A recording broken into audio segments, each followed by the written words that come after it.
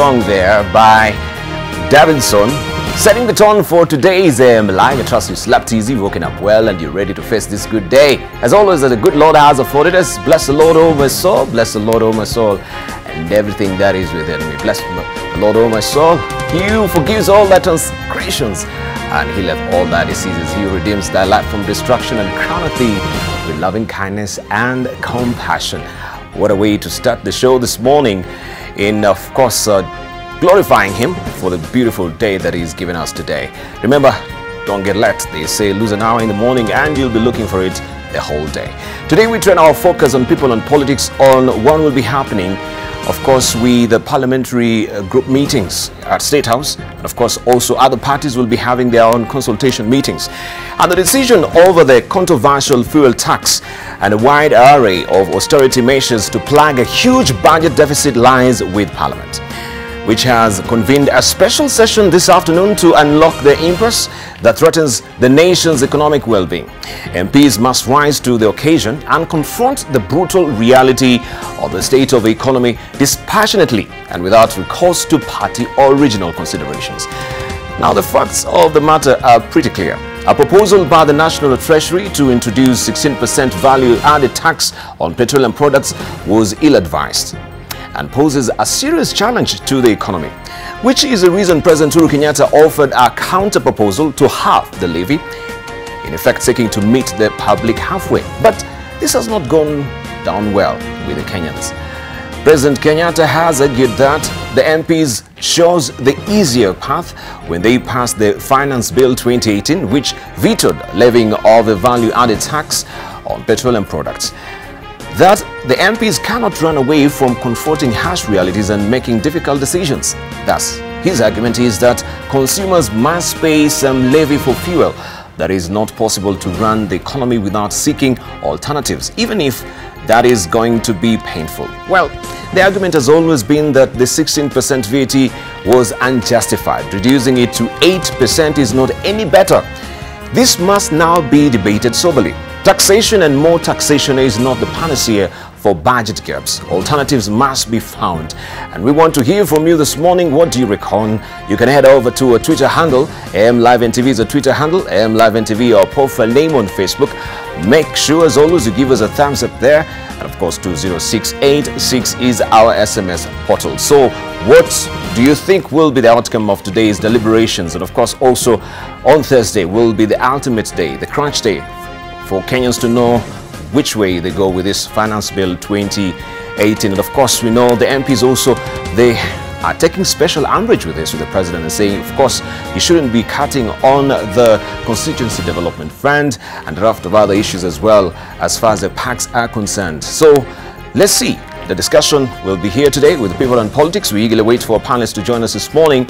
But before we head there, let's see what is the good, the bad, and the ugly in our dailies today. And headlining the front page of the Daily Nation, of course, is not really politics, but this is good news for farmers. Fertilizer windfall for coffee farmers.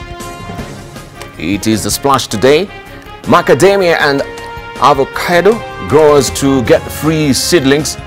It's on the front page of the Daily Nation today. Government sets aside 2.8 billion shillings to give growers subsidized farm inputs, hoping to turn around a fast declining sector. This story continues on page 19 of the Daily Nation. These are the benefits that you need to know. One, the government has already set aside fertilizer worth 1.3 billion shillings for this season, which is ready for distribution. Second, ministry hopes to push production from the current 40,000 metric tons to 100,000 in the next 4 years.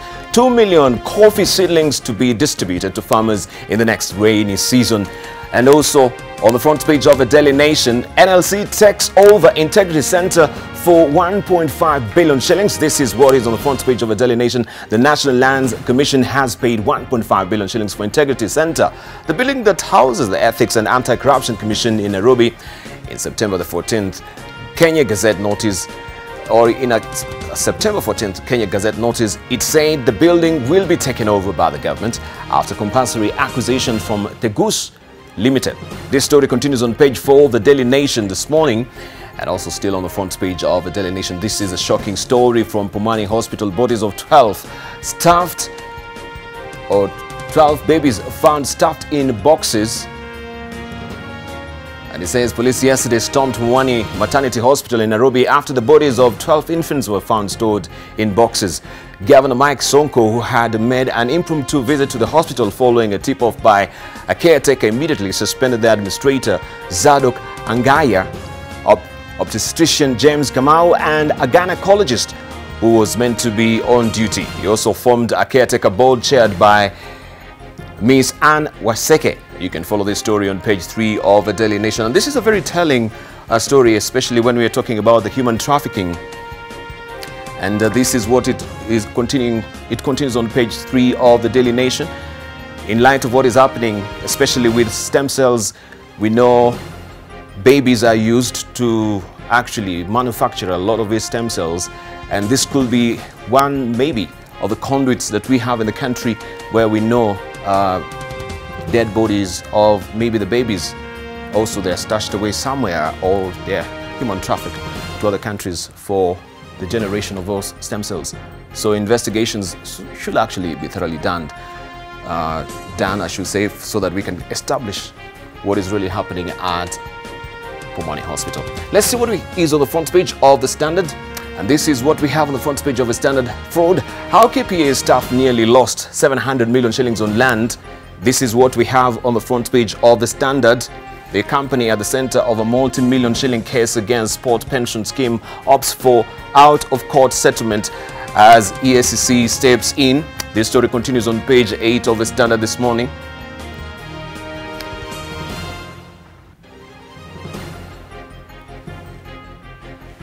Wealthy Kibwezi MP wife held over 1 billion shillings ordeal. Patrick Musimba and his wife to remain in police custody for 4 days over alleged attempt to defraud bank of millions of shillings. Also, Safaricom firm faces 45 billion shillings suit over Please Call Me service. South African man sues Vodacom, the majority shareholder in Safaricom, in a dispute over trade ownership of the Please Call Me SMS option. That story continues on the front page of the Standard. Who killed magistrate's daughter? Her desk in school was empty. Her body recovered in a forest. At home, grief reigned. The mother of Maribel Kapolon was inconsolable. Who abducted her daughter, demanded her 500,000 ransom, then killed her as police closed in. This story continues on page 6 of the Standard this morning. Let's move on and we see what we have on the front page of the Star. Uhuru versus MPs. Who will blink first? That's a probing question. Raila's ODM split ahead of PG meeting as President seeks support for petroleum levy. Jubilee lawmakers, mainly from Rift Valley, plan to boycott State House meeting. This story continues on page 4 and 5 of the Star. Also, cancer research shows 90 people dying every year. At least 90 people die every day in Kenya from cancer. Ministry of Health data shows that the disease is now claiming 69% of its victims, translating to 32,900,000 deaths per year. That story continues on page 6. And 5 charged over Njoro land clashes. Nakuru Deputy Speaker Samuel Tunui and 4 others were charged yesterday in connection with clashes between the 2 local communities over land. They were accused of prompting war-like activities that left 6 people dead between September 11th and 14th. Lamu woman bleeds to death as family rejects help. This is on page 3. And Showcase Sonko finds 12 dead babies in boxes. This story continues on page 2 of the Star this morning. Let's move on and we see what we have on the front page of Taifa Leo. Nani mzito? That's a probing question. Macho yote leo yatakuwa Ikulu na bunge kuona iwapo wabunge watakubali mapendekezo ya rais kuhusu VAT. That story continues on page 2 of Taifa Leo. Sonko apata miili 12 ya watoto wachanga imefichwa Pumani, and that story continues on page 2 of Taifa Leo. Let's see what we have on the front page of the Business Daily. NSC shared 568 billion shillings in investor wealth in 5 months. Analysts blame falling corporate profits and mass exit of foreign investors. This story continues on page 4 of the Business Daily. CA to delay broadcasting permits for telecom firms. That story continues on page 4 of the Business Daily. And Uhuru wants pay cut in budget. Uhuru wants big cut in budget. President Uhuru Kenyatta has asked Parliament to reinstate the 0.5% tax on workers' salaries for funding low-cost homes and the Robin Hood levy on bank transfers of over 500,000 shillings. This story continues on page 5 of the Business Daily this morning. Let's see what we have on the front page of the Citizen in Tanzania. This is your headline today. New security levy set to push up air ticket prices. Air travelers will have to dig deeper into their pockets to buy tickets starting on October the 1st, when a new fee meant to improve security at airports across the country comes into effect. This story continues on page 2. Let's see also what we have on the front page still of the New Citizen, or the Citizen in Tanzania. NEC, CCM reject Chadema rigging claim. It continues on page 2. Government miles gas-powered buses to cut fares since fuel consumption will be reduced by up to 40%. Fares will also go down significantly. This story continues on page 2 of the Citizen in Tanzania. We have Mwananchi for you. CCM, Chadema waparurana. That is what we have on the front page. Also, Sugu, Msigwa walia rafu, Chadema yadai haukuwa uchaguzi. That is a story that you want to follow also inside the CCM in Tanzania. We cross over now to Rwanda. Senators undertake nationwide consultation on democracy. Senators yesterday began a 3-day countrywide consultation or consultations on the level of democracy in Rwanda, with an aim to gather the views of citizens about Rwanda's model of democracy that is based on principles of power sharing and consensus decision making. This story continues on page 3 of the New Times. Also, over 18,000 genocide victims exhumed in Kigali mass graves. That story continues on page 2. And Smart Classroom project gathers momentum. That is on page 8 of the New Times in Rwanda. We want to see also what we have on the front page of the Daily Monitor. In Uganda, Uganda blasts EU over torture claims. It says government says the EU should focus on its own tattered image. That story continues on page 4. Also, baby in Pakwach crush found alive after 2 days in water. That is the story that you want to follow there on page 3. Miss Josephine Angusia, the police spokesperson in West Nile, said it was miraculous that the toddler was found stuck in papyrus on the river. Also, woman sues NDA demands. She demands 2 trillion shillings over contract breach. Ms. Florence Oboye says National Drug Authority offered her a job as head of enforcement but later revoked, inconveniencing her. That story continues on page 6 of the Daily Monitor in Uganda. And the East African this week is carrying this particular headline for you. Kenya walks tightrope as IMF rules. It rules out review of 1 billion shilling standby offer. Now, the lender wanted the VAT on fuel, reduced government spending and scrapping of interest rates curbs. And Kenya has proposed to halve its newly imposed value-added tax on fuel and to adopt austerity measures as it seeks to strike a middle ground following its failure to renew 1 billion shilling standby facility with the International Monetary Fund. The 16% VAT on fuel, cutting down on government spending and removal of caps on bank interest rates were among the conditions Kenya had promised to meet to continue enjoying the facility that serves as an insurance policy for lenders. This story continues on page 4 of the East African. Also, it's a bird, it's a plane, no, it's a drone. UAVs take off in region skies. And it says here, while they are revolutionizing service delivery in an array of fields, regulation still remains uncharted terrain. This is all about the unmanned aerial vehicles, the drones, and you can see them or read all the gritty details of this inside the East African this week as well. Let's see what we have also on the front page of the Wall Street Journal. Let me see if I can try and load it up quickly for you, but I think it's acting up as well. It's corrupted, so it cannot be mounted as well, but we can see the editorial cartoons that we have for you as well inside the dailies today. This is what we have inside the Daily Nation. Reforms, it's all about the police reforms. What is happening currently with police reforms? This is what we have inside the Daily Nation, according to Munene. I'll leave it for you to decipher that. Of course, we know these pronouncements were made on Thursday last week. And of course, it has really drawn a lot of flack from every quarter. But you can see that particular cape there, that we have worms which are wriggling out of course, the cape.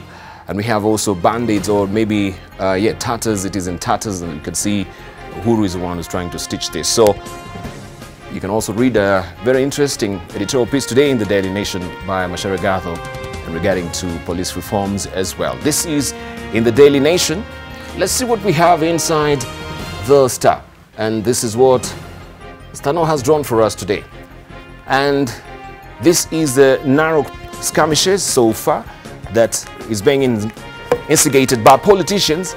And this is what has been captured aptly there by also Stano inside the People Daily. I want to show you briefly also what we do have inside the Standard according to Gado. In a moment, I'll just lift that for you as well to see what Gado has done for us inside. But you know what the story has been in Narok so far, and we're given to understand some legislators also were arraigned in court. I'll give you the names momentarily. And that's how it is. Let's see what we have also inside the Standard, as I've promised. And this is what Gado has done for us. This man made us proud. And this is what has been captured inside the Standard today on page 14. The new Renaissance man. This is what we have inside the Standard editorial cartoon. I want to show you also what we have inside the Star. And this is what we have inside the Star. Of course, Victor has really drawn this particular telling picture as well. Every politician has a prize. These ones are particularly cheap. 8% VAT on fuel is on. And of course, you can see what is, these are the Good Shepherds, right? We have the Good Shepherd, we have the sheep of Nasser, and we have the sheep there of the Jubilee Party. And everyone is waiting for the Good Shepherd to show the direction as far as the VAT is concerned. And this is what now is the debate about the fuel tax as well. And as I mentioned, we'll be, of course, drilling deeper on this with a panelist much later in the course of the program. This is in the Star. I want to show you quickly what we do have also on the front pages of the latest magazines as well. Before we head there, I can also show you the letters that we do have also as far as the magazines are concerned. If you've not grabbed a copy of the Nairobi Law Monthly, this is how it looks. Taking no prisoners, this is on the front page of the Nairobi Law Monthly. Uhuru's graft gladiator talks about the honor of public office, his mission, work ethic, and thoughts on threats to Kenyan state. That is what we have on the front page of the Nairobi Law Monthly.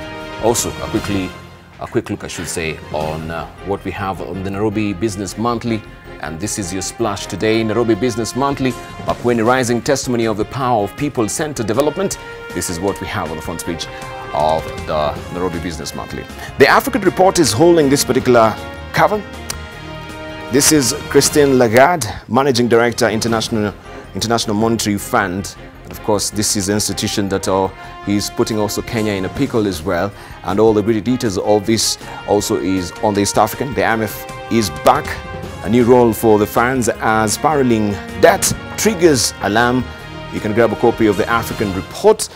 Also, Faces of Finance, Abiola Bawa, UBA, Admasu Tadese, TDB, also Lawrence Dorego of EcoBank. You can grab a copy for these riveting stories, all their stories inside the African Report. This is the latest edition. The African Business also is on. This is August-September issue. Football. When will Africa cash in? That is the abiding question. You can grab a copy of that as well. This is the recent also copy of the Time magazine. The new face of Europe. Matteo Salvini, Italy's immigration czar, is on a mission to undo the EU. You can follow this story inside the latest edition of the Time magazine. Also, the Newsweek. This is the latest separation anxiety. One mother's mission to find her child after Trump's immigration policy tore them apart. You can follow this story inside the Newsweek. Also, the UK cat killer Michael Moore's Fahrenheit 11 September the 11th. You can follow this story inside the Newsweek as well. Fortune magazine, make the world great again. How to profit while fixing the planet. That is what it's training its focus on. You can grab a copy of this as well. And we have also the latest of National Geographic, the story of a face inside the groundbreaking face transplant that has given a young woman a second chance at life. You can grab a copy of this as well for this riveting story. So those are your recent magazines as well. Make sure you grab a copy of them for the intriguing or incredibly compelling stories as well. Let's see what we have in the highlights for you. Boxes of babies, dead babies at Pumani Hospital. People displaced in Lokoja after 100 people killed in Nigeria floods. And the International Court sentences Congo politician Bemba to 5.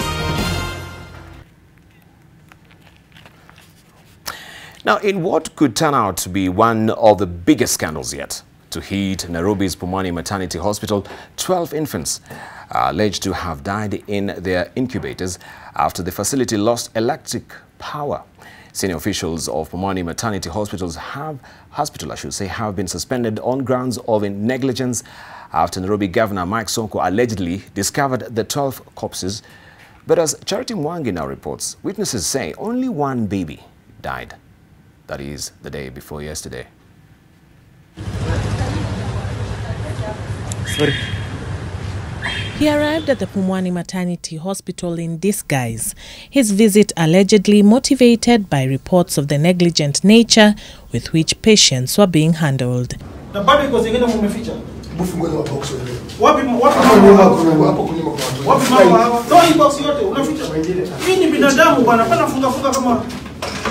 His findings, which he shared on social media, were shocking. Sonko allegedly discovered corpses of 12 infants in bags stashed inside this room. The cause of death of the 12 is yet to be determined, but according to reports by the county, the infant's death was as a result of negligence by hospital staff, especially those who work in the nursery. Our visit to the hospital revealed a much different situation.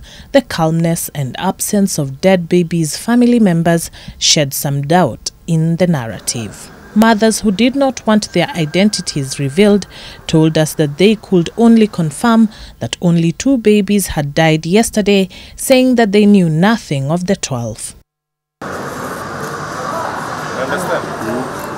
Investigations have been launched to determine where the truth lies amid claims that the matter has been politicized. On social media, Nairobi's Senator Johnson Sakaja questioned whether the dead infants were related to the many cases of missing babies associated with the hospital. The hospital's medical superintendent, Catherine Mutinda, the gynecologist on duty, James Kamau, alongside the hospital administrator, Zadok Angahia, have been suspended. The board has also been disbanded, with Anwar Sheke expected to chair an interim board and Simon Mweke taking over as the medical superintendent on an acting capacity. This is not the first time that the Pumani Maternity Hospital has been the subject of controversy. In the recent past, there have been cases of the disappearance of babies, cases that have raised concerns regarding the management here. Charity Mwangi, NTV. Well, to yet another depressing story this morning, the body of Maribel Kapolon, the 9-year-old daughter of a magistrate based in Meru, has been found 11 days after she went missing. She was allegedly kidnapped as she walked home from school. The authorities have promised justice for the little girl whose body was found dumped in a forest in Meru County. 2 suspects have already been arrested in connection with her murder. A mother's agony. The cause of their pain, the untimely demise of 9-year-old Maribel Kapolon, who went missing 11 days ago. and whose decomposing body, still in uniform, was found in this thicket within Gitoro Forest. Maribel was abducted on her way home from school and separated from two friends in her company. Two suspects have since been arrested in connection with the abduction and subsequent murder. One of them has been taken before court, has taken plea, and another one is under interrogation. The first one was arrested in Nairobi 6 days ago, and he was taken before court on Friday, I think. The circumstances of her death, however, remain hazy, with the Director of Criminal Investigations, George Kinoti, alluding to bitter love, intrigue, revenge. The OCPD's assurance that the situation is at hand, however, did little to assuage the advocates who practice in the county, where Maribel's mother, Carol Kimei, is stationed as a senior resident magistrate.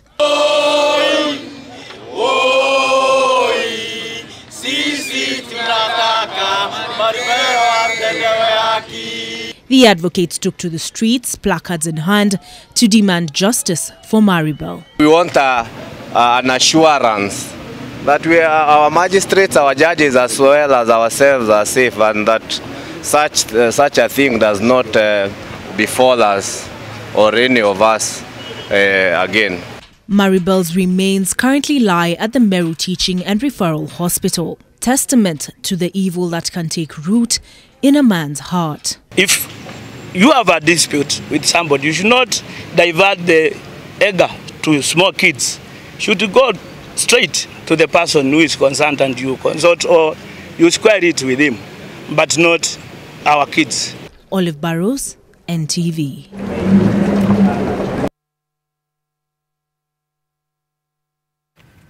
Now, the body of a teenage lady was found floating on a river after she went missing on Saturday afternoon.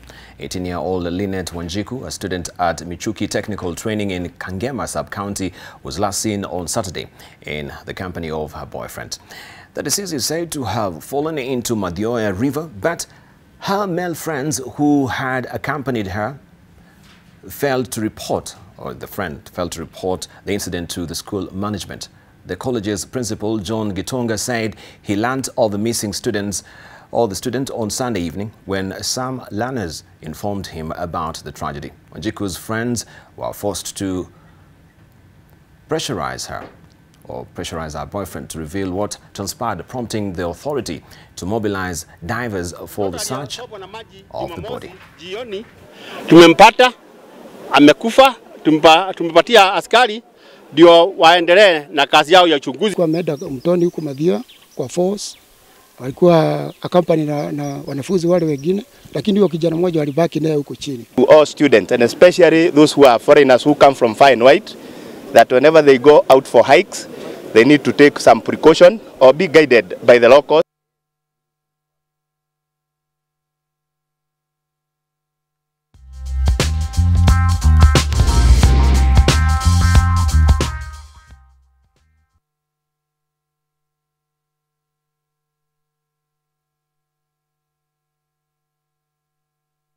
Now, people in Lokoja were displaced after their houses were submerged during a fatal flooding in Nigeria.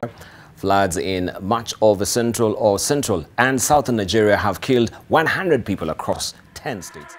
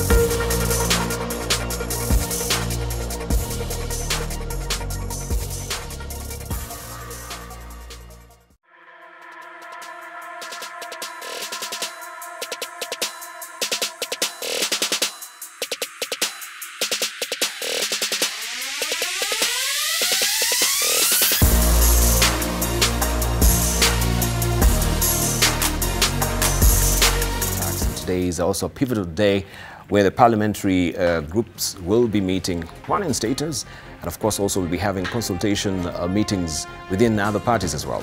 And the decision over the controversial fuel tax and a wide array of austerity measures to plug a huge budget deficit lies with Parliament, which has convened a special session this afternoon to unlock the impasse that threatens the nation's economic well-being. MPs must rise to the occasion and confront the brutal reality on the state of the economy dispassionately and without recourse to party or regional considerations. The facts of the matter are pretty clear. A proposal by the National Treasury to introduce 16% value-added tax on petroleum products was ill-advised and poses a serious challenge to the economy, which is the reason President Uhuru Kenyatta offered a counter-proposal to halve the levy, in effect seeking to meet the public halfway. But this has not gone down. This has not gone down well with Kenyans. President Kenyatta has argued that the MPs chose the easier path when they passed the Finance Bill 2018, which vetoed levying the value-added tax on petroleum products. The other MPs cannot run away from confronting harsh realities and making difficult decisions. Thus, his argument is that consumers must pay some levy for fuel that is not possible to run the economy without seeking alternatives, even if that is going to be painful. Well, the argument has always been that 16% VAT was unjustified. Reducing it to 8% is not any better. This must now be debated soberly. Taxation and more taxation is not the panacea for budget gaps. Alternatives must be found. Today is the ultimate day, and of course also we eagerly wait to see what will be happening on Thursday as well. Allow me to introduce our panelists who are here this morning to take us through this particular discussion today. And of course even you can get to drive a show with me. You can hit us on Twitter, AM Live NTV, is our Twitter handle. AM Live NTV also is our profile name on Facebook, and 205-20686 is our SMS portal. 20505 was our older one. So let's get discussing on this, and of course I want to introduce our panelists to you this morning. We have with us Dr. Boni Khalwale, who is the Deputy Chair of Ford Kenya. We do have with us as well Dr. Otieno Amolo, who is Member of Parliament from Marietta. We have with us as well Jacob Midio, who is a former Member of Parliament of GEM, and also we do have with us Senator Emmanuel Matangi, who is a Senator of Kiambu, eagerly waiting for Isaac Mwaura to join us any moment from now as well. Let's continue with the conversation, and we can begin with you, Otieno Amolo. Today is a big day. I don't know what ODM is planning.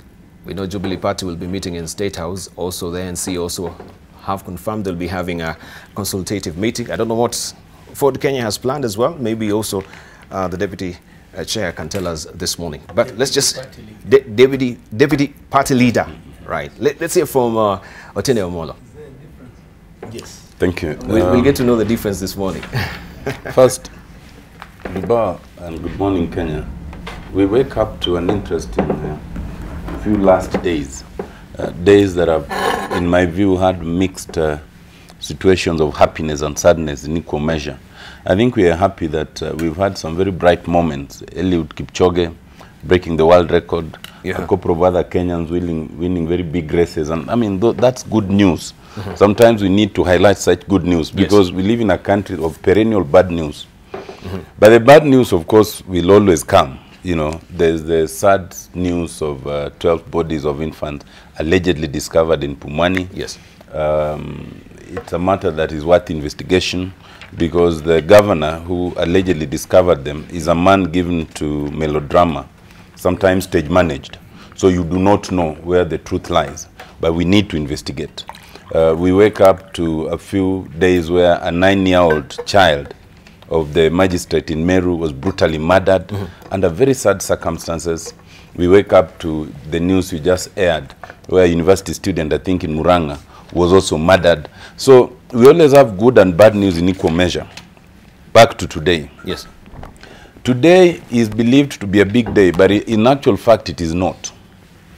It is a day when my colleagues from the Jubilee side of Parliament, I believe both Senate and National Assembly, have not confirmed, have been, they say invited, I say summoned to State House, I believe to be whipped along the lines of the revised finance bill. It is also a day where those of us in ODM have been invited to Orange House for a discussion also. I think in the case of my colleagues from the Jubilee administration, it is clear that they've been summoned to be whipped so that they support the amendments by the president. In the case of the ODM, so far it is an invitation for a discussion. Yes. And the outcome of that discussion is not clear. But I'm clear in my mind that for my part, I will oppose the amendment by the president, and I would urge my colleagues to rise to the occasion, so we raise the two-thirds necessary to defeat the proposed amendments by the president. But I say it's not a big day, because as a matter of fact, the order paper that has been issued in the National Assembly for today does not suggest that that is when the debate is coming. The main debate appears to be intended to come up on Thursday. Mm-hmm. For today, the most is likely to be a communication from the speaker, what we call a communication from the chair. And after that, the rest of the issues that are listed in the order paper are fairly routine issues that we were in the course of covering. So I think the real big day is actually on Thursday and not today. Because today, other than the communication from the chair, we had other bills that were pending, the urban areas bill, the warehouse bill, health laws amendment bill, and some notices that are coming. So the big day is really on Thursday. On Thursday? Yes. But of course, there's a big day also for the Jubilee Party, who you say, yeah, the party members have been summoned to State House today. So also that can be a big day for them, and we can get to hear from Kimani Matangi as well. Good morning. Morning, Debarl, and let me also say good morning to our viewers. Just two things quickly that we need to clear. First, the bill is coming to the National Assembly, not to the Senate first, and so members of Jubilee who've been invited, and I want to emphasize the word invited because my colleague and friend Molo seems to have a different view.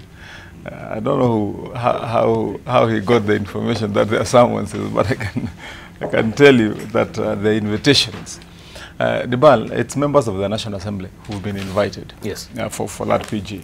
Oh, it's not the senator. Yeah, absolutely. And I believe the idea at the end of the day is because as a party we must agree one way or the other on a position, and especially on a matter as important as this one, because Debarl, we must realize that yes, it is okay to have different persuasions or opinions in politics, but the times when we must build bridges, we must close ranks, and there's nothing wrong entirely in members of Jubilee being invited to State House. They'll come up with I'm sure a compromise position, and if you just look at what the proposals are, although first they'll come to the National Assembly. Yes. The suggestion is that indeed they remain what they are, proposals. And then they have to be discussed, they have to be debated. Different positions will have to shift here and there. And at the end of the day, a compromise position has got to be arrived at. The key thing, in my view, as a legislator and as a leader, is that the interest of the common person must be what will prevail. And I believe and I hope that at the end of the day, that all of us, from the executive, from the legislature, I pray that such a matter would never find its way to the judiciary, but even if it does, then at the end of the day, it is those people who elect us and elected us to represent them, that is the interest that must prevail. And let us remember, Debarl, other than in the judiciary, all of us have been given the mandate and the power that we enjoy by that voter that we are speaking about today, including in the executive. I mean, the president and the deputy went for an election, and so did we as legislators. And so I believe that all those positions, as expressed, are intended to, in the opinion and view of each and position of each of the players. That's the executive and the legislature. There were two different ways of seeing probably the same end, but now that there have to be compromises, I believe that will find its way. I'm sure after that, then the bill will find its way to the Senate, and we'll have our voice and say on it too. The guidelines are simple. Whom do we protect in this case? I mean, whose interest do we all serve? It's the common man's interest.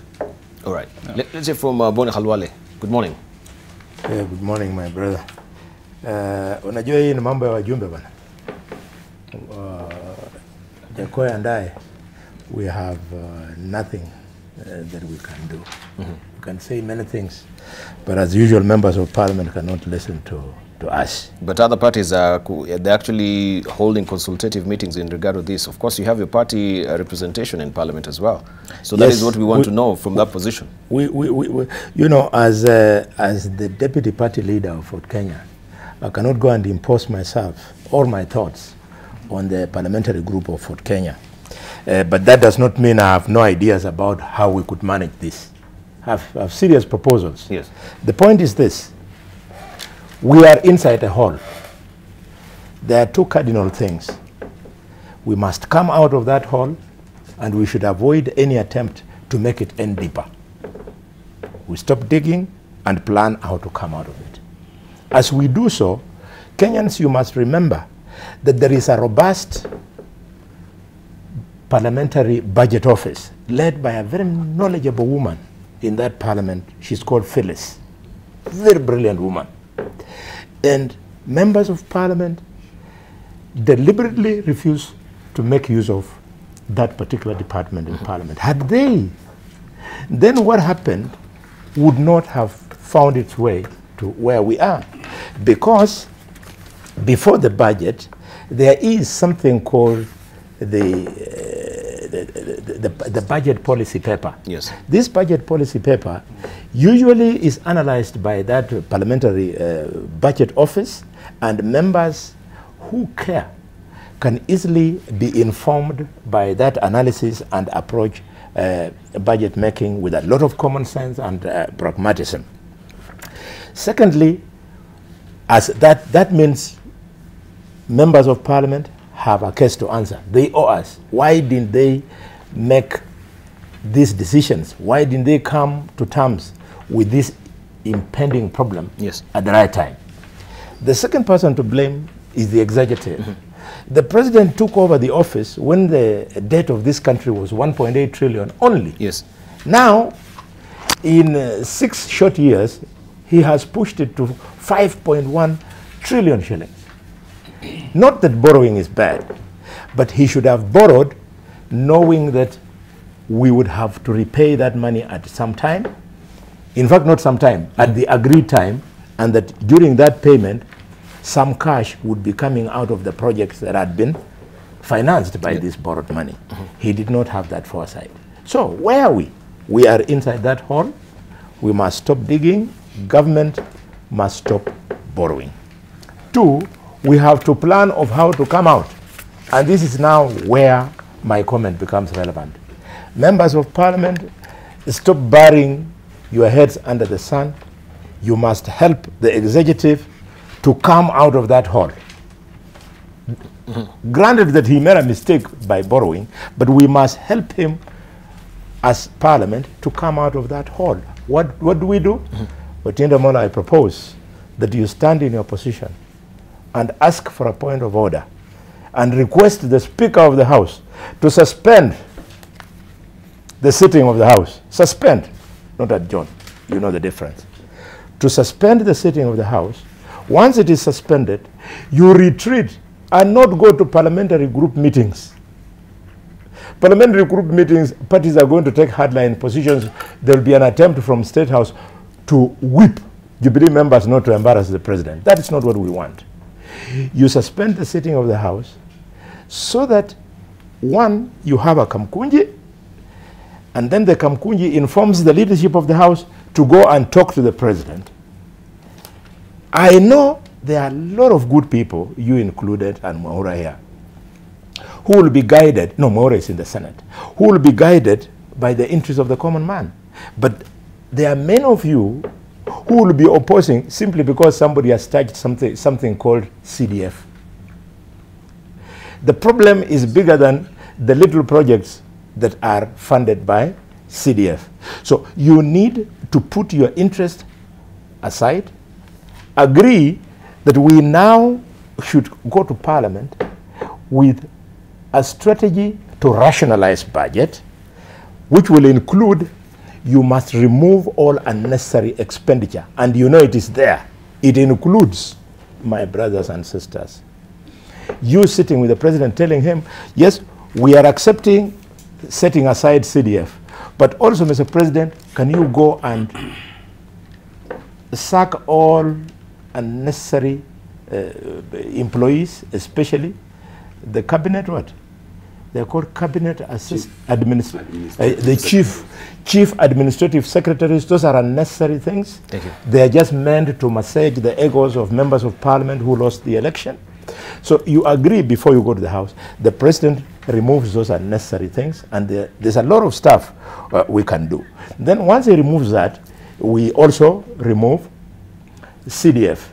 And then you also tell the president to take it easy, to take in a deep breath, and accept that this huge thing of the big four, it sounds very nice to the ears, but what is the use of you building flats in Nairobi and Mombasa and Kisumu, our 3 big cities, and then people don't have food to eat simply because you wanted to meet the president's ambition of having more housing in these big cities of ours?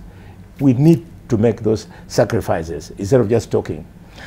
Then, finally, can I just butt in? We take a short break and we'll circle back with you to continue. Yes, yes, right. yes. Right. Of course, he asked also pertinent questions. Are these also projects, ambitious projects that we cannot truly afford as it is? Because also, Mwananchi is really suffering right now as far as funding the Big Four agenda is concerned as well. When we circle back, we continue with Bone Halwale, and also we will hear from Jacob Duo and also Isaac Maura as well. Don't go away. Remember to head over to our Twitter handle, which is AM Live NTV. Also, AM Live NTV is a profile name on Facebook, and 20686 is our ISMS portal. Don't go away.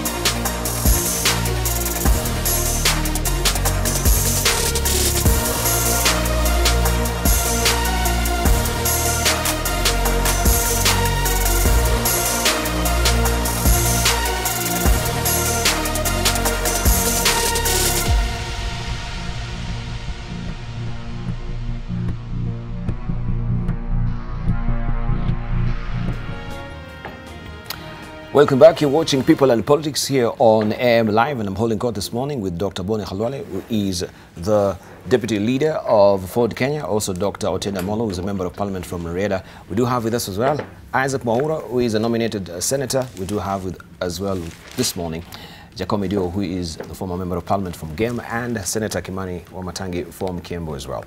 On Twitter, we have your reactions as well, and we have Mawili Maxwell saying this morning, Mr. Kenyatta should stop sitting in mediocrity and make serious budget cuts.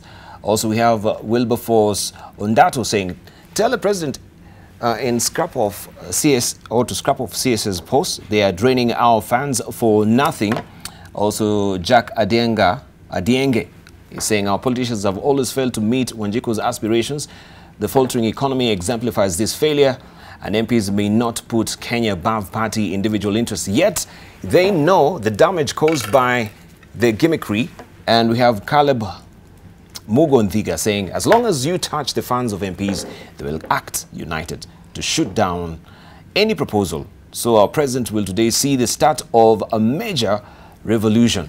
And Kennedy Omogi saying that equal powers on behalf of the voter to serve the interest of the voter, not the interest of someone, group, religion, or tribe. Those are your views. Continue to hit us on Twitter. Of course, we shall be reading out some of your sentiments. As I promised, when we circle back, we'll continue with Boni Khalwale. I hope you've not lost your train of thought this morning. I was just pleading with members of parliament that there is room for consultations before they go to the floor of the House.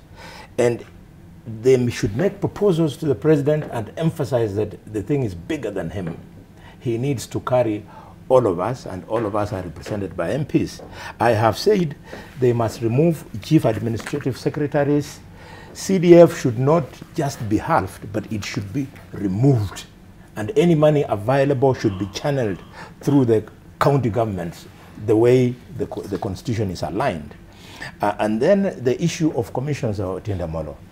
All these commissions are important, but why should they be sitting continuously? We could propose that they be sitting only on interim basis. That way, it would be cheaper than being full-time.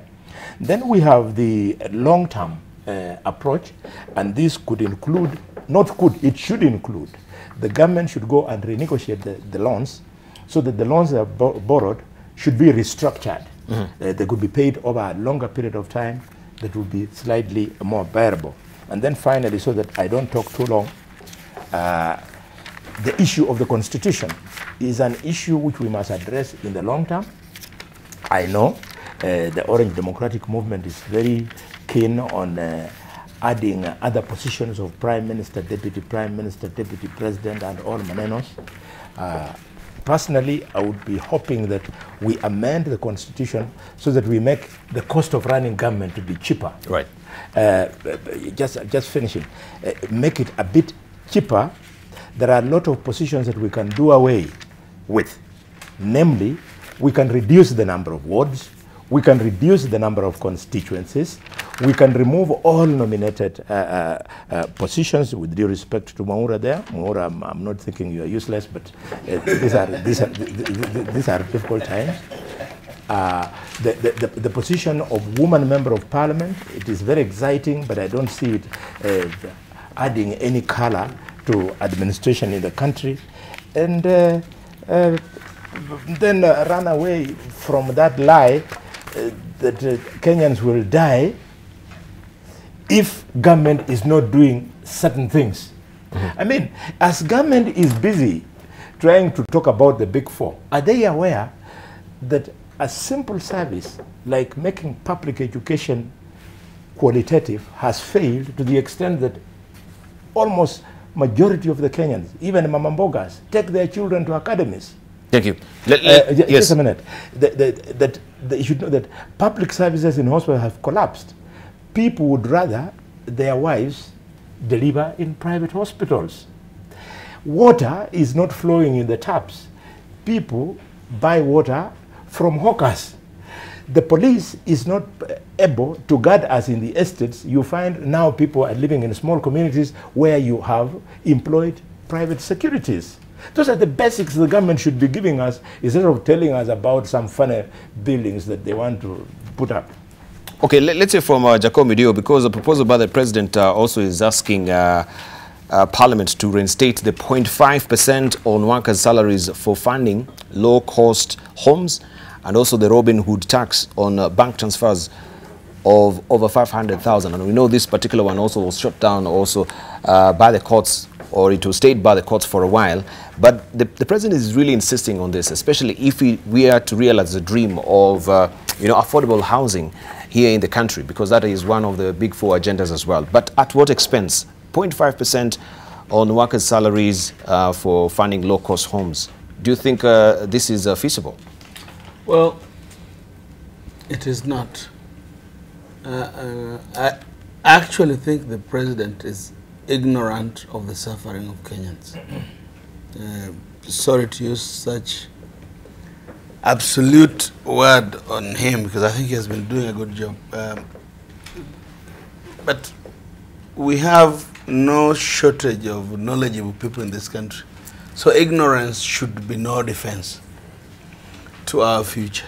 And whoever is advising the president, those people we mentioned here, Debarl, at Treasury, how I wish Uhuru could kick them out of office so that Kenyans could have a breather. First of all, let me thank him for this issue of demolitions, because Airgate went down, and now we can have a road, we can have Outer Ring Road going where it was meant to be. And the guy who was saying, he was using palatable words against the demolitions, the so-called owner of Airgate. We also know that it's owned by a politician. That must go down. But it does not need to levy monies on workers or any other Kenyans to build low-cost housing. What he needs to do is to repossess the houses which people have been very generous to us to build on public land, which is not on riparian, which is not on wayleave, which is not on riverbanks, or I forget the word. They are all in Kileleshwa, Lavington. Take all of them. This was built by the Chinese on our land. Land which was public. Give it to civil servants. Give it to Kenyans. You don't have a reason for a civil servant to live in some place in Ongatarungai or Kayole where there's no water or road, and yet their land has been grabbed in Kileleshwa or Lavington. Take those ones, sell them for 2-3 million shillings for civil servants. Begin with civil servants so that they can afford housing. They can afford to live, to be productive to Kenyans. But, Debarl, back to this issue of parliament. Let me advise my friend Otiende Amola. There are several ways of going about it, not just to oppose. MPs can teach executive something. In this war, in our progression, there is a missing link, and the missing link is tenacity of parliament. Our parliament is dysfunctional, and it is because of people sitting in the executive or people eating with the executive. Remember when we used to complain about voting machines? But it is not, we are not in that space anymore. It is possible, by way of simple majority, this 8% tax that Uhuru has proposed, to vary it just by a comma and suspend it for another 1 year and wait for the next budget year and expel it. You don't need a 2/3 majority. I know you are a lawyer of good standing, but I can teach you parliamentary procedures. Vary it and suspend it. Simple majority. So that we go for another 1 year, I can tell you, Debarl, if this country were to shoulder the burden of 8% plus 16%, which is 24% of fuel tax, of tax on fuel, I can guarantee you we shall come here 8 to 10 months down the line to talk about a collapsed economy. And you know, ignorance is not defense. We have people who can do it. I said here that people working in Treasury, beginning with Rotich, are good Kenyans. But Kenyans who are working in the wrong place. I can tell you Rotich can make him minister for tourism, make him minister for heritage. He's a good Kenyan. He's a young man, he needs a job. But his thinking is colonial because he thinks like IMF and World Bank. That is colonial. We must run away from that. All right. Isn't he an extract from the Bretton Woods institutions? Mm-hmm. Yeah? He's one. Yeah, but for us, Debarl, you can't have it both ways. You can't be borrowing money from China and following IMF rules. Look at the stories going around. Sri Lanka, where we have Djibouti. We have here, I think it's Malawi or Zambia, one of them. Thank you. Let's hear from Isaac. China is taking everything from us. Right, thank you. Isaac? Yeah, I think first and foremost, Debarl, is to say that this program seems to be very popular. I met a lot of people out there who are ardent viewers, and I think we need to continue to engage. I'll come into the issue about what is a problem. There are two things that seem to be related. Number one is the fact that we have to accede to some conditionality that we agreed when we got the IMF facility. And I think the president has given us a middle ground of 8%. Mm-hmm. It couldn't be better, because when you also vacate the whole to 0%, it means that then you've got to fill in that deficit, whichever way you look at it. Certainly this will have an impact on the economy with regards to the cost of production. Because when you have fuel going up, it means it affects all the areas of the economy.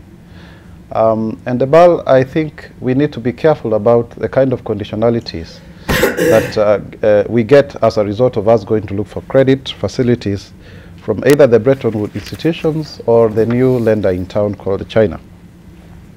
Because the lender, just like your local bank, does not have your best interest at heart. It is up to you to do what you want to do with the money. He knows that he can make a kill out of it. Why am I saying so? Because in about 2013 there, it's only African economies that were growing at the rate of an average of 5%. The rest of the world was in recession or stagnation. Europe was not growing by more than 1%. And it is at this juncture that we were advised by the Bretton Woods institutions that our economies need to be rebased in terms of their real value. Mm-hmm. And you remember very well we rebased our economy to 25%. Yes. And all of a sudden we were told that we are now a lower middle income economy. Now, publications such as The Economist, Financial Post, wrote acres and acres of stories about the new Africa with the age advantage and all of that. Later on, this was revised downwards, and I think it was a reaction from the economic meltdown of the 2008 that happened 10 years ago, and people are looking for new areas of growth. Now, this has caught us unawares. While we kind of are cushioned by the knock-on effect of the global economy, now that our economies are not very integrated, apart from South Africa, which has seen a lot of capital flight and the reduction of the value of the rand by about 60%. Yes. We have gone on a borrowing spree. You see, eventually we've had a situation where our return on investment in terms of these projects is something that is debatable in terms of the inflated cost of delivery of these projects. Now, going forward, this is a political contest, and it's good to be honest about it, because the battle has been taken to the doors of the president. And the president looks bad because, Kenyans are saying it is you to save us. I mean, we are all waiting for you to come from China to resolve this matter. Then the president has taken the ball back to Parliament, and he's saying, Parliament, first and foremost, we reduce this by half, that's okay. But the proposals to meet the deficit, because now we don't have a balanced budget, it is overshot by about 19 billion. We raid the coffers that have a direct impact on the service delivery of members of Parliament. Now, this is what is irking members of Parliament, because when you raid CDF, when you raid the Parliamentary Service Commission allocation, when you do away with the National Government Action Fund, then you have real problems. There are 7 areas, including transformers, roads, and what have you. So the middle ground for me, and I think this should be whatever we need to resolve today, is that yes, the memorandum will go. I'm not very certain that the National Assembly will be able to raise 233 members. The catharsis is high, but usually people don't attend Parliament. Others are out of the country. Others are in other engagements. So that may be a high order, a tall order, even when everybody seems to agree. But the role of Parliament changed since the 2010 Constitution. It is Parliament that has the power of the past. Now, this has been negated by the superior numbers of the Jubilee coalition, so that Jubilee Party, so that whatever Jubilee Party agrees as a party then becomes, says through in the House, and more so now in the spirit of the handshake. What does this mean, therefore? The solution for me would be that we go by the memorandum, because either way we conditioned ourselves, and I think the other 8% can be varied over time. But number 2, we must share the fiscal burden. In this regard, it's not fair to attack or to target the allocations for members of Parliament alone. Because if you look at the allocation, and this is why I may differ with my good friend Boni Khalwale, and senior Boni Khalwale, because Parliament's allocation is less than 1% of the total budget. Even if you are to do away with all those positions, you will reduce very little amount of money, to be honest. The culprit is the executive. That is where all the monies are. That is where you have a lot of duplication. That is where there is a lot of wastage. So, while of course in the spirit of give and take, you must do away with some of the expenditures within the arm of government that is Parliament, but it should not be seen to be the fact that the only place where we can save money currently is in the parliamentary allocations. So I think that is work that cannot be done in today's meeting. I think it should be left to the Budget and Appropriations Committee of the National Assembly. I think also if need be, we need to look at the division of revenue bill, so that we see the amount of monies we allocated to the counties. I think it was a total of 372 billion, including the conditional grants, so that by the end of the day, we find where we are going to compensate for the 8% that we have done away with. The other thing that also I need to put across is this 3 trillion budget is not going to be met. That is for sure, because it was predicated upon new revenue-raising measures, such as the Robin Hood tax, the issue of the transfer of monies, and all of those things that are very unpopular. Yes, and will create a lot of shock within the economy. We just need to live within our means. In fact, we are really out of order in terms of how we are spending, because for the last 4 years, Debarl, we have spending 40% every year over and above our revenue. So KRA is projecting to collect 1.9 trillion, but the actual realistic collections may be about 1.3 trillion. Yet you have a budget of 3 trillion. So how do you meet the deficit? And Kenyans must know that the national deficit is wishful. It's wishful. It's not something that. Thank you. Let me just make this point as I finish. It's wishful. It's not something that is as a result of circumstances, because it's just like yourself personally. If you decide to spend more than you earn, it is up to your own appetite. We need to reduce this. Now, the current development budget is 657 billion. I am of the school of thought that we need to suspend some of these projects because we can't afford them, and afford what we can pay for. Simple. All right, and of course we know the Cabinet Secretary also has formed a sort of a special committee to try and look into these projects, which is high priority projects and which is the low priority projects as well. But let's try and see, you mentioned the IMF, because we know first of all that the standby precautionary instrument, financial instrument, was actually seeded by the IMF. This is a precautionary standby facility granted to Kenya, which was expired the 14th. But we can see the blowback of that as well, that the shilling right now has depreciated by 0.5%. And also this will somewhat really send some shocks to, you know, foreign investors or foreign direct investment as well in the country.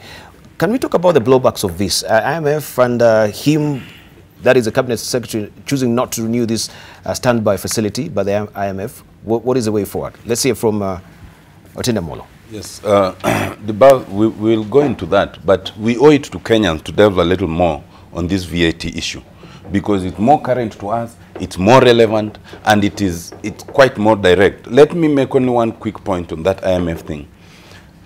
Boni Halweli said it, and it is true. When we in NASA were raising the issue, and we kept raising it, that this country was overstretching itself in terms of borrowing, in terms of investing on major projects without money, that it was unsustainable. The IMF, among others, were the first to point out that there's no problem, that Kenya's debt is still within manageable international levels. Yes. And they assured everyone, and the papers covered them. Then they wake up one day and say, no, you're in dire straits. We must not believe them. We must get our solutions within what we can manage. And we are all elected to do that. And to that extent, I agree with my colleagues. But let's go back to the issue. There's one issue that the press has kept pressing, and my friend, Dr. Halwale, has touched on it, and some of my colleagues here, but we are mixing issues. Yes. On the one hand, members of parliament are being blamed for not doing what they ought to have done. And then they say that the president has reduced the VAT to 8%.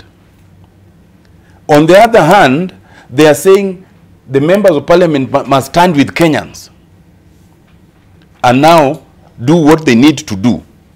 And while saying that, they then bring the issue of the so-called austerity measures, that members of parliament are jittery when their funds are being touched. Now, let's just disabuse ourselves of all this. Number one, the president has not reduced VAT to 8% because it was not at 16%.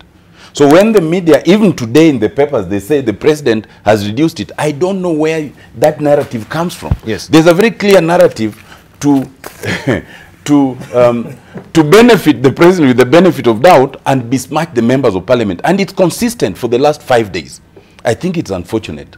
Number two, the question of budget making is not individual to parliament. And this we must be clear on. Dr. Halwale, you know this. Budget making starts way back in February. And budget making in the current constitution involves the entire public, involves even the press. And everybody has the opportunity to make the analysis. So no one can say that members of parliament had the opportunity to analyze and come up with this unless you tell us at what point you, as Dr. Halwale, as a former and career politician, or you, the press, did the analysis and pointed out that this and this and this should be increased, this should be decreased, but members of parliament did not do that. Number three, we are trying to mix issues conveniently. The issue of VAT is separate from the issues of other austerity measures we need to take to bridge the gap in terms of the budget deficit. Right now, what the president has cleverly done, and the press has sustained this, is to mix the question of where else do we cut budgets with the question of the 8%. They are separate questions. And they are questions which even in parliament are going to be considered separately. And this is where I differ with my friend Jacoyo Midio. My understanding is that when it comes to the 8%, insofar as it's a proposal in a memorandum that is attached to the finance bill that parliament had passed and had suspended it, when it then comes back to parliament, it falls squarely within Article 115. And which means, as parliament, we only need to have options. To consider the proposals by the president on the finance bill and accept them, or to consider it and reject them. If we reject them and we want to maintain what we had passed, then we must marshal a 2/3 majority. If we accept them And that is to the extent in which I agree with you. If we accept them and only want to, again, slightly adjust it in a very slight manner, then we may not need the 2/3. But the problem is, where we had postponed the VAT, the president has now proposed 8%. Unless we want to make a very slight adjustment and say, now not 8%, 4%, 2%, something like that, we are getting nowhere. And that is why, in my view, we must stick to where we were, which is reject the proposals. Then we come to the second question, and that's now where the issue comes, Dr. Alwale. The issues must not be mixed. We reject that and leave the VAT on petroleum products at 0 as we had proposed it for now. Then we now ask ourselves, where do we bridge the gap? That is where the supplementary estimates come in.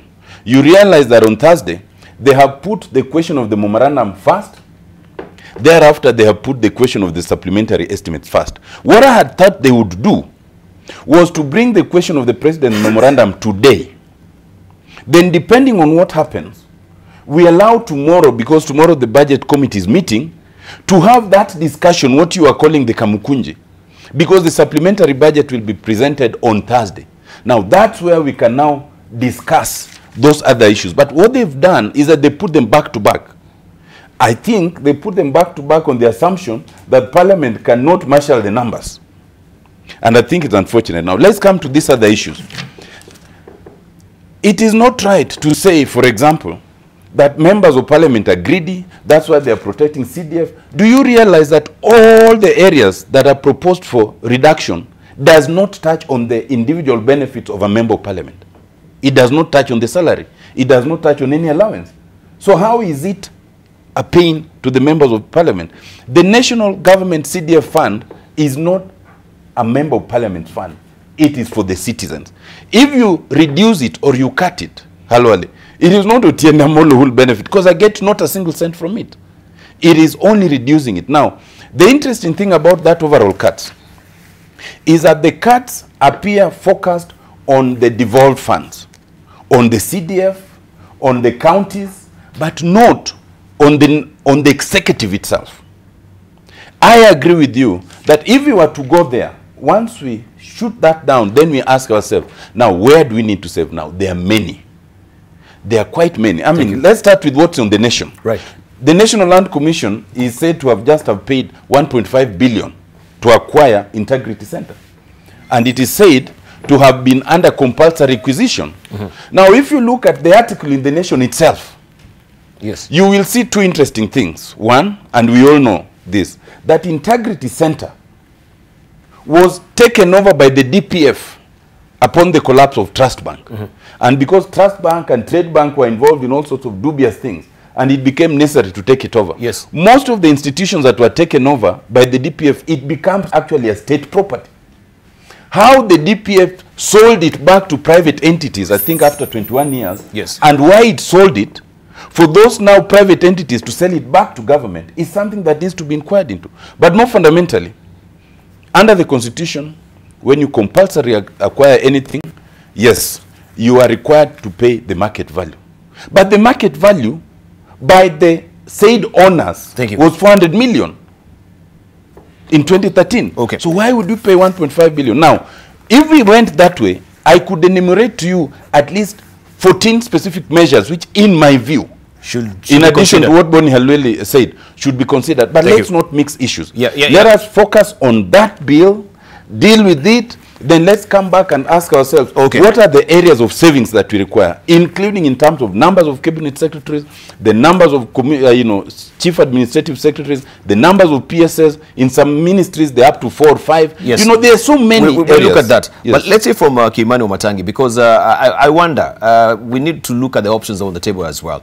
If at all you don't really garner the numbers today, then what? Are we going to remain with this? Because Otieno Amolo is saying in the first place that yes, there has not been, we have not seen any reduction, because in the first place we didn't have the 16%. And I think this is what we've had as a misinformation to the public from the executive, that yes, we've reduced from 16 to 18. I think that was just a proposal. It was not in the first place, a reduction. What do we have on the table today? Because it seems also we've been batting our heads on the wall, and this is the issue where now also the issue of party really comes into play, because all the parties, were collapsed under the Jubilee Party. And now we're seeing what you're calling it as an invitation to State House, which is not really a summoning, and we don't know what will really transpire today. So we want to know. I know you're not, you know, we're in attendance today, yeah. But we see now where we have the blowbacks of a monolithic party, you know, taking reins. Well, allow me first to just make just 2 comments on what some of the issues that were raised by my colleagues, and then I'll take on that, and I'll take a very short time. You know, first, because I wanted to concur, but yet disagree with a few of the comments.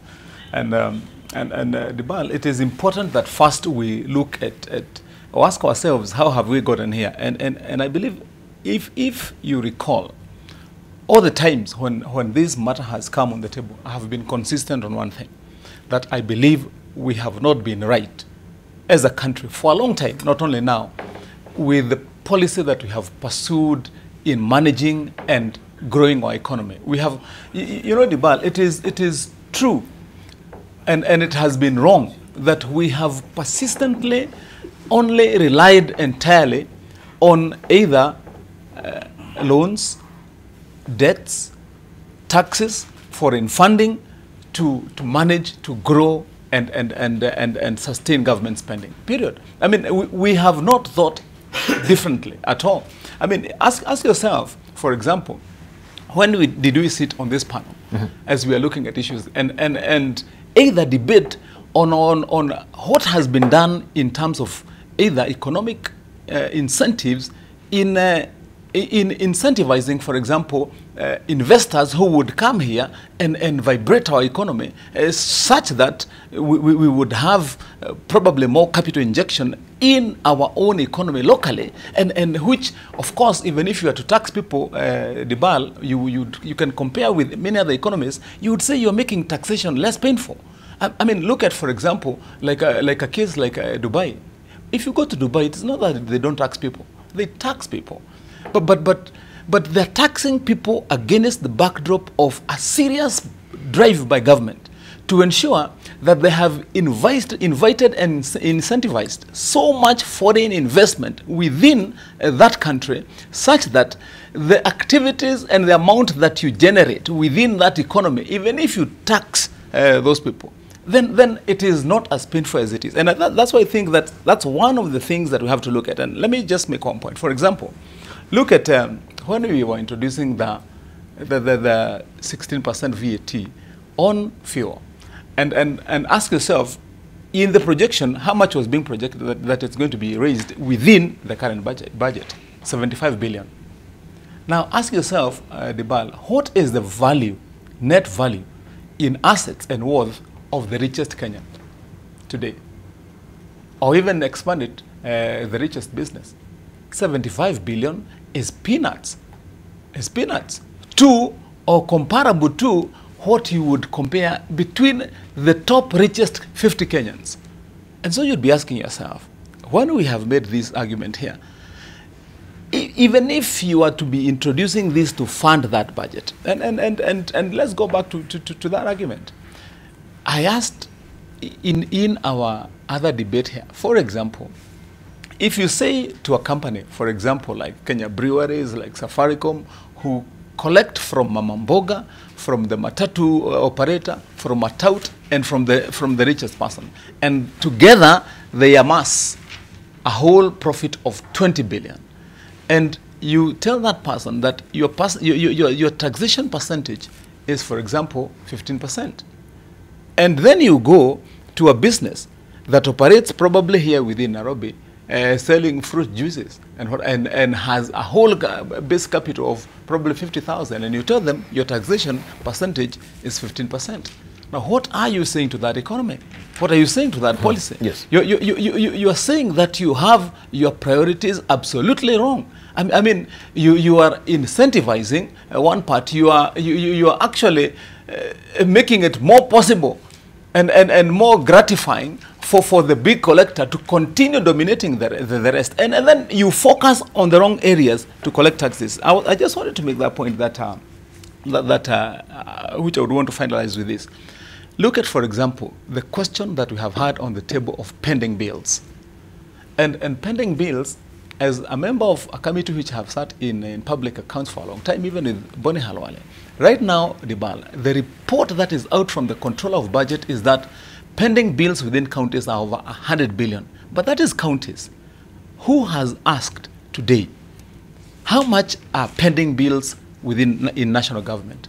And you know what you're talking about? You're talking about money that has been drained from you, from me, from the other person, when you have gone into the lower bottom of investment, maybe to go and supply software, maybe to go and supply toilet paper to offices in county governments, offices in national government. Now, when you drain the pockets of all these people sitting here and collect it as government, either at national or county level, thank you, and you do not pay, then what are you saying to that economy? You are saying that you have emaciated, that you have incapacitated your people even to generate the base. And so what I'm laying the basis for is that when you see and you hear the cries of the people that this is punitive, we can't afford this, there are other underlying and bigger issues that we have not been looking at. And lastly, unless and until the time when we will address the question of inefficiency and massive inefficiency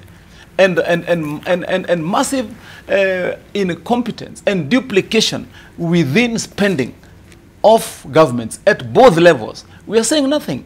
I mean, if you look at the argument by any person from the controller of budget to the auditor general, the argument has been one, but let me finalize with that point. Ask any government, local or national or county, how much was your development expenditure compared to your recurrent expenditure? Every county government has been spending more than 3/4 of their allocations on recurrent budget.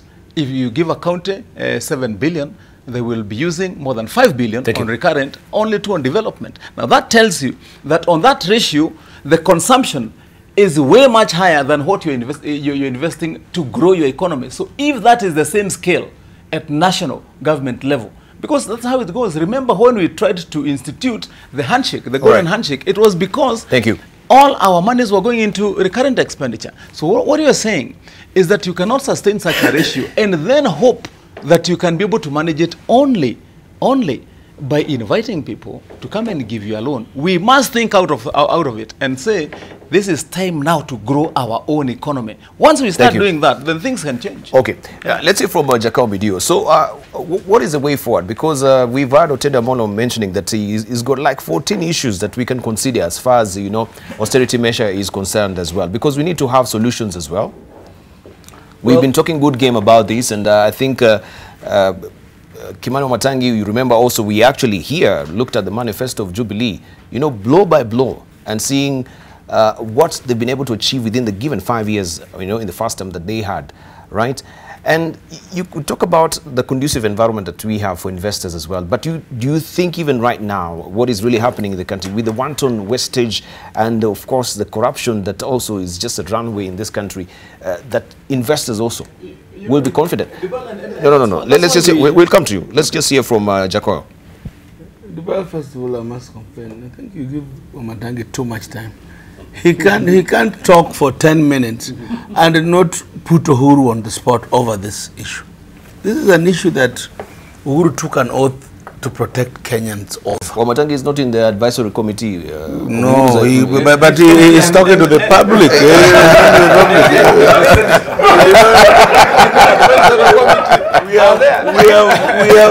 We have been here supporting President Uhuru Kenyatta for what he has been doing about corruption.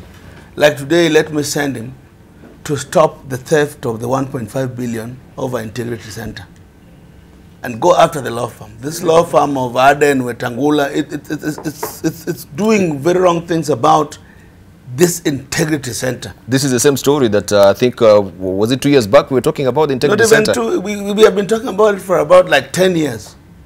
They have been, they stole, they want to steal again. Integrity Center.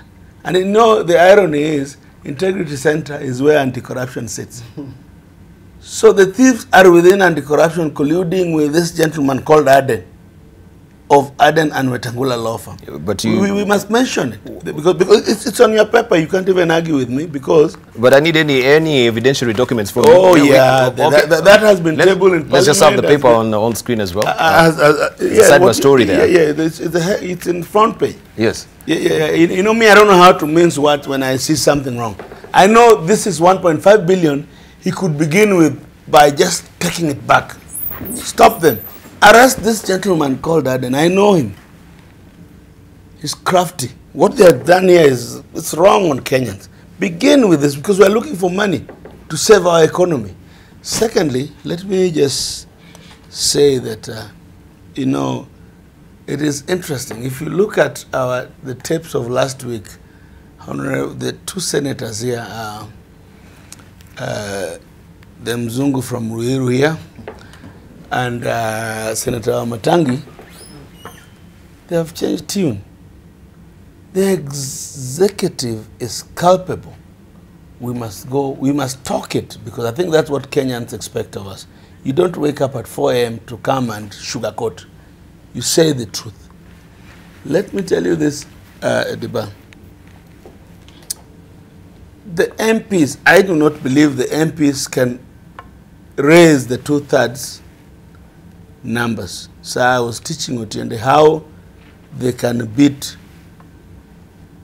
Uhuru's quote-unquote ingenuity. Because if this thing is let to stay, we have a problem as a country. And the advisors are all from IMF. They are making money to foreigners. Mm-hmm. We must deal with them. So Otiende, if you could raise numbers, you know, I saw you guys in ODM and NASA. When the minority leader spoke a very different language during the sugar debate, then your whip was missing in parliament. So I don't believe you can whip yourself into parliament to do anything. I don't believe you people, because I know the configuration is wrong. Okay. So now, what am I saying? Today, the parliament and the speaker must think Kenyan. Because if we do not, 10 months down the line, there is not going to be much of an economy to speak of. I know for a fact that the Treasury is not talking good measures to expand the tax base. I don't even think they have the proper capability. The intentions are wrong. They are betraying the legacy of the president, and the president is letting them. And I do not know how to come here and blame others and not blame the president over this tax issue. The best thing is to even leave it at 8%, but suspend it and next year expel it. That is the only way this country. Look at what Ghana has done. How is it that 3 hours away on a flight, we are increasing taxes and they're expelling taxes? I mean, is it that Ghanaians have more brains than us? Somebody told me yesterday, Debarl, that a mattress that costs 18,000 shillings here in Arusha, in Kenya, it is 48,000 shillings. How? I mean, Arusha and here, driving, you can even walk to Arusha.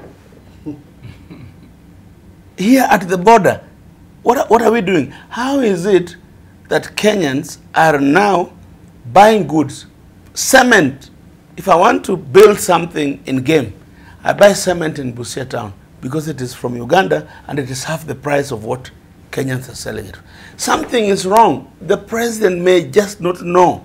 But ignorance is no defense to the law. Thank you. All right, let's have a small question. Yes. With all due respect to Debarl, Maura has said it, that Kenyans really follow us on this panel, on this program. And therefore, I would like to appeal to my brother Jakoyo. You restrain yourself. The company called Adan Makoha and Wetangula advocates. Could we not really delve on that? Because we don't have any evidentiary documents from... That's why I want to comment on it. You've let him go away with a statement. That company, if you have a beef with Wetangula, he's a politician, he has an opportunity to defend himself. But to use this program to call Adan a senior advocate in this country that is a crafty man, that is not fair. Adan is not able to defend himself. You know him, I know him. Okay. He's a lawyer, he can go to court. But we shouldn't use this panel. No. All right, could we, let's not really go off the rails. Please, no. Jacoyo, please. Can we just okay, all right, thank you. But you can do all right, Jacoyo and all right, listen. Yeah, it's not right. I don't want us to really go off the rails. Could we just focus? And we want to talk about these austerity measures that we were talking about, 14 of them, and I think this is your chance, Boni Khalwale, instead of delving deeper on matters that we were not really on the table. Yeah. I think Honorable Amolo has put it very well. And to me, the issue of the big four, there is the aspect of manufacturing, which is very attractive, and which, if we supported using taxation, would go very far. The East African community, we are the giants, Kenya. We are a population of around 200 million people. Using taxation to reduce or to do what? We use taxation, the taxation in this country, to enhance manufacturing. That is the point I'm building now. So we have a population of about 200 million people in the region.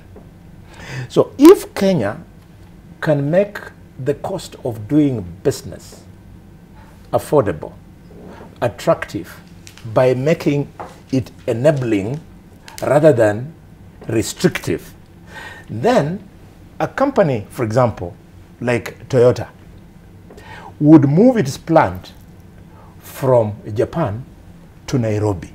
And because we have a market of 200 million people, we manufacture from here, we will create jobs, and we would sell these vehicles locally and in the region. It is therefore imperative that, as I called for consultations before going to the floor of the House, it is imperative that we remove these taxes in total so that these opportunities present themselves, and then at least President Uhuru will have succeeded on one of the big four, namely creating jobs and opening up manufacturing sector in this country. You know, Jacob, I want to agree with you when you get angry with President Uhuru. Only 6 years ago, Kibaki exited the stage.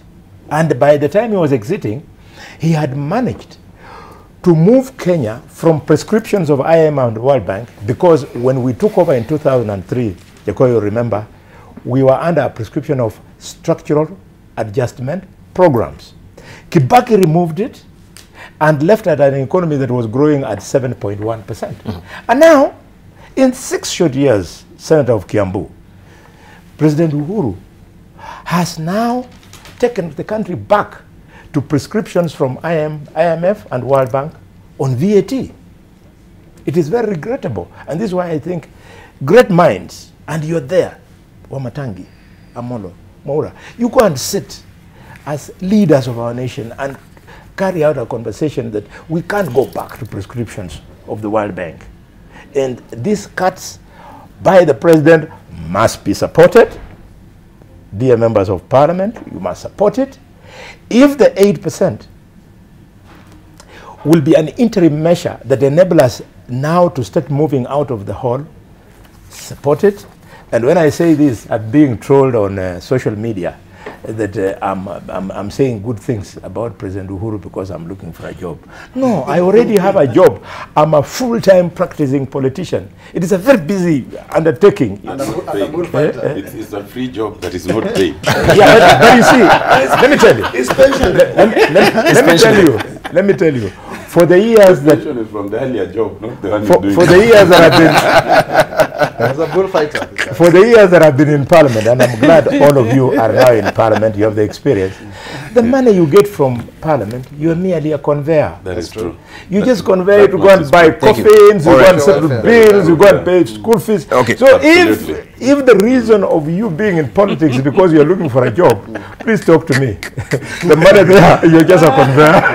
All right. So I was concluding by saying that it therefore, on an interim basis, be necessary that we support those cuts by the president and live with that 8% as we prepare wait a minute, you'll have your bit, as we prepare on how to get out of that hole in total. All right. Let me tell you, there is the issue. You have made all the points, Dr. Luale. Yeah. No, you're getting angry. No, I'm not getting angry. I'm just looking at the time and wondering. Otene, also as we're preparing our headline text, please. Otene. Yes, we've had you. You flogged it enough. You know, and also, dead now. It's not that because you are supporting the president, but I saw you over the weekend. I think it's because you are oscillating towards a certain regime for futuristic purposes. I think that's a polite way to put it. But if you ask me, I can explain. But let me not go there. I think the point is not that we must support the measures by the president. The point is that we must have a conversation on the issue, and that I agree with. Because of time, I'll not go too many. Let me just mention like 4 quick points. One, if we appointed, the president himself appointed Abdikadir, and I think the CEO of which bank? CBA Isaac Awondo? Yes. And they sat and came up with a beautiful report in terms of how to merge institutions of state and government. Yes. It made a lot of sense. Up to now, it has not been implemented. Why? Implementation of that alone would save us a lot. Sitting in the Public Accounts Committee, the amount of duplication that we find even in moribund state institutions is unbelievable. Two, there is the whole question of the Auditor General's report. I have said this, that if the president and everybody who's serious about saving money in this country, you don't need to go everywhere. Just look at the Auditor General's report, look at the reports of the Public Accounts Committee. I can tell you that on any single day we sit, the amount of money that cannot be accounted for is not less than 100 million on any one day, on whichever department you take. You just need to follow that and bridge the gap, including yesterday when we discovered that there are people who get interest in government bursaries without even accounting for, in millions. Three, we must examine even the county governments. The county governments decided to implement a very funny scheme of mirroring national government. The constitution requires that small counties do not need more than 3 chief executive officers called ministers. It's supposed to be between 3 and 10. All of them went for the maximum number, and some have actually gone for more, obviously copying the president. And then they have a retinue of advisors. So even the structure of the county government that has been adopted outside of the constitution needs to be required. Four, Dr. Luale talks of commissions. The problem is not commissions. If you analyze all the commissions in this country, the amount of budget they take is 0.003% of the total budget. The problem is, for every commission that we have, there's a mirroring. There's another body within the executive that is created to do the same thing. And by the way, all of which get more budget than the commission. And I've analyzed this. Whether it's the Gender Commission, whether it's the Human Rights Commission, whether it's the Ombudsman Office, where you find there's another body sitting in some ministry that gets more money. You know, if you look at all this, and security, the security docket, we have increased the number of police officers. I think in the last 2 years, we've increased it by 65% in the last 3 years. We've increased the security budget, the NSIS alone, and nobody asked this question, has a budget that has increased threefold in the last, I think, 5 years. Thank you. 31 billion. 31 so billion. We can have this conversation, but let's not mix them. Yes. We first rate the petroleum, then we have the conversation. Thank you. I think we need to give you our headline thoughts. Let's just hear from Isaac Maura. In fact, also the biggest issue will be the soldiers in Somalia as well, as we're winding up. That particular cost of holding our soldiers in military on the ground, or boots on the ground in Somalia, it's really turning out to be a military occupation. Of course, now it will be heading to 10 good years. Isaac Mwaura. Yeah, thank Briefly. you, Debarl. I think the issue is that when people conceptualize government projects, you have three types of individuals. There are missionaries who want to achieve the best intentions. There are mercenaries who are looking for a kill, and there are misfits who just find themselves there. Now, with that kind of group of people, sometimes good intentions, are made to achieve the opposite. Now, if you look at the U.S. system, they have what you call the Sunset Commission or the Sunset Clause. In every government agency, they are given a specific period of time for which to exist, say 15 or 20 years, upon which they cease, or the Sunset Commission then reviews and gives a new mandate. Now, I have said this on this show, and I want to repeat. The way we make our legislations, that every issue has to create a new government parastatal or a semi-autonomous government agency, is a problem, because you end up with a CEO earning a lot and everybody else earning peanuts. But let me just quickly analyze what I think briefly needs to be done. Number one, if we want to look at where we need to do the cuts, the issue of travel is critical. Kenya is known globally for having huge delegations that people go to do shopping because of the per diem appetite. Issues to do with furniture, tea and entertainment. People must take their mandazis from home before they come to the office. They don't need to. And flowers. The issue of advertisement. use social media. You use very little and you get maximum value for money. Risk management. The non-essential services, security, messaging, and what have you. Contract firms and pay a third of the price. The issue, and this is the elephant in the room, the issue of vehicle leasing. Really, what do we really need to do that? The issue of equipment, medical equipment. This is a big scandal that nobody wants to talk about. We've moved from 4.7 billion shillings to 9.4 now without any form of approval, and some of those things are not even being used in hospitals. Thank you. And then finally, the issue of roads. I was talking to Dr. Alfred Mutua, the governor from Machakos, and we were looking at how much money is spent to build 1 kilometer of road. And you find, on average, it should be between 15 to 25 million, depending. But you find 50, even we have talked on this show, there is a road that is being built at 1 billion per kilometer. This is where corruption is. Thank you. If you are to deal with this and you implement reduced cost implementation prototyping, what I call RECOP, then you save a lot of money. But to raid the allocations that are directly affecting the work of members of parliament, thank you, really is unacceptable. Right, 20 seconds because we are running out of time. Kimani Matangi, your closing remarks, 20 seconds. 20 seconds, beginning now. I'm counting. Matangi, you take a lot of time smiling. It's now heading to 10 seconds. Is it because you are threatened by Jacob? Give me time. So we are winding up. I mean, 20 seconds up. But allow me the freedom and latitude to express myself freely. But once you start with the pressure on me, we are winding up. We're winding up. Fine, anyway, thank you. Thank you. But don't take Jacob seriously. And I wanted actually to start with Jacob. He had his own version. You're 10 seconds of what affordable housing is. And I just wanted to say, I believe that affordable housing is a good thought. It's a good concept for Kenyans, because we cannot overlook the dignity of housing Kenyans properly. But in my last thought, Debarl, I would want to say to members of the National Assembly, I think the way forward is to not fight back, but to look at that, but with a very open mind at the proposals that the President has brought, and see what is doable, what is not, what can be compromised, but at the end of the day, where can we find compromise so that we are all winners. Let's leave it at that. You raised that very important issue of security. We'll talk to Debarl, security of the country, we must ensure that we don't compromise security of the state. We'll pick it up on it next week. Jacob, 20 seconds. Security of the country does not mean occupying Somali. Number two, Debarl, this issue of taxation on fuel. In Venezuela, the inflation rate is 1,000,000% because of taxation, and they produce oil.